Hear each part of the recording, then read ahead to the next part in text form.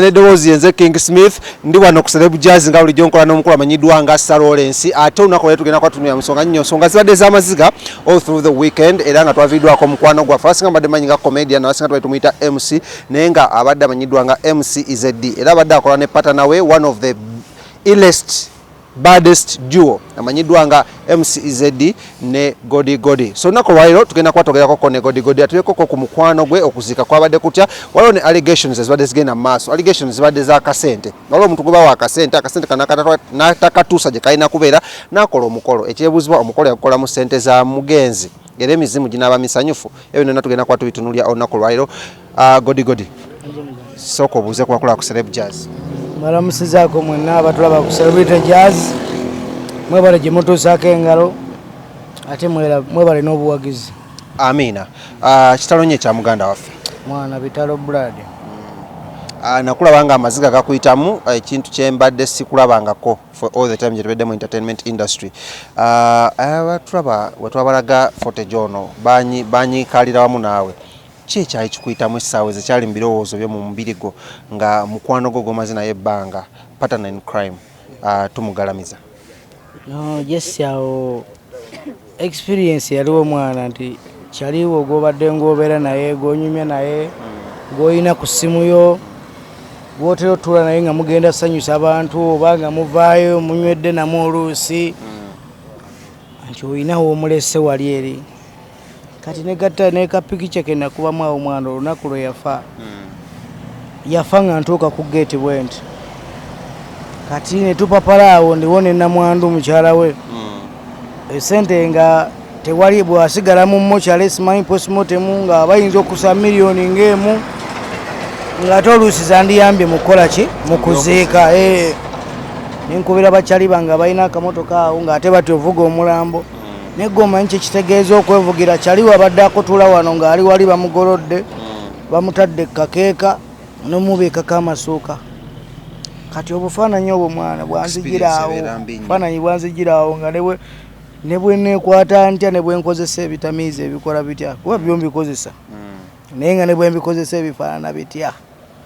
ogagina okuyitamu okuba akafaananyi kyaliwo naakuli ku kamera akwatira kamera nga gwovuga bulijjo mutamuzze mwenna naye nga kwolwo yali mabega ku kakeeka ng'ate bamubisa amasuuka ako kapiki kyako buladi kampitamu ako nga tokirowoozanga nako tekibanga nawo sikikolangako nange gwe gwasa okuvuga ku mulambo ate nga nvuga gwa kyali wange eyo yali okugezesebwa kw'amaanyi nnyo maani. Embeera ngirowoozezaamu kwano naye puli amaziga gagala kupitamu naye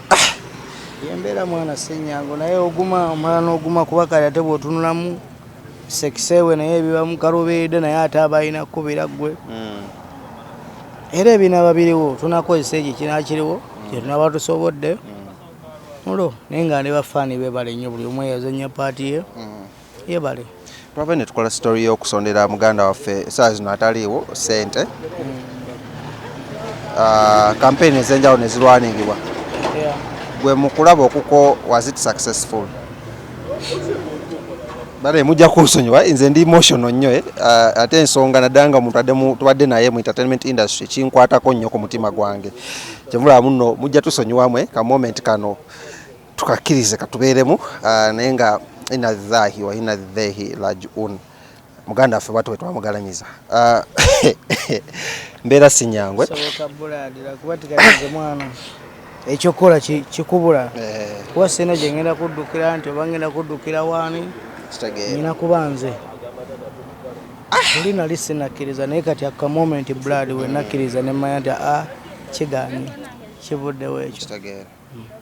Ebintu byadde binnya ebyogeddwa naye nga obuyambi bwo mu kusooka abantu bogamba muno bano bakyali bange mu fraternity ddala eya comedy did they stand with you mu mbeera ng'eno nga muganda waffe tugezaako munoonyeza akasente asooka nga tutaasa obulamu bwe? Stand with me in money mu buyambi mu support yonna gye twetagisa nti abasinga tebayamba kyensobola okugamba tebayamba anyway tuyinza okuba nga Godie and Izedi oba tetwalina makulu mu bulamu bwabwe nakyo sikibanenyeza mwana nenga basinga not in money not oba okupostingayo ko omuntu nti nga bwolaba nga bwonajja omuntu omuteekeko ku TV nti afune ku buyambere kuba gye bali abayinamu ffe gye olaba tuli ba celebrity ate nabo si be balina ennyo lwakuba nti ffe bannayuganda okuba serebu omuntu aba awulira nti kyakabe nnyo naye nga ttaka ezikuba ffe n'abo bonna baliyala ekyo kyekyali ekyamakulu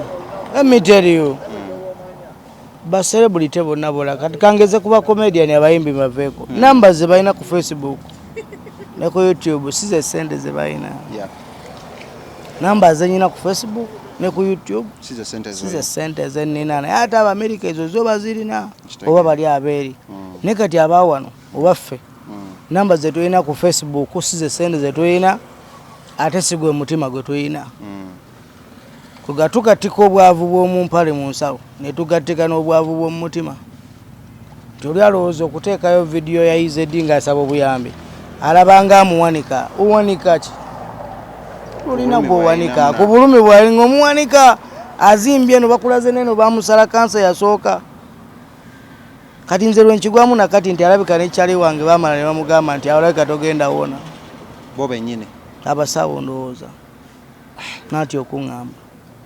ne kati omuntu atose ku extent ng'oŋŋamba oli mumuwanika ddala owanika muntu ng'akantu napositinga nayo nga kavaamu n'omusaayi alwanisa obulamu ng'ogamba omupositinga omuwanika bantu bangi nnyo Godie b'okolaganye nabo nga bo tuyinza obagamba omanyi tubeeramu eno industry yaffe abasinga tubayita ba blood kitegeeza muno muganda wo waku mutima musaayi ku musaayi bantu ki abamu kwabo bwe watuukirira n'ogamba nti gunnamutuka naye at the end of the day ngenda okutunamu bwe nti nga tewali positive response kuba nkimanyi mulimu abantu boba obumanyi ne beekoleddeko ng'ogamba kale singa oyo at least yampositingako osanga kyanitaddewo kenjawulo ku bulamu bw'omugenzi wali tulwanirira kintu kyo wali olwanira kya muganda wo essaawa zino gwe twamala okugalamiza bantu bonna kale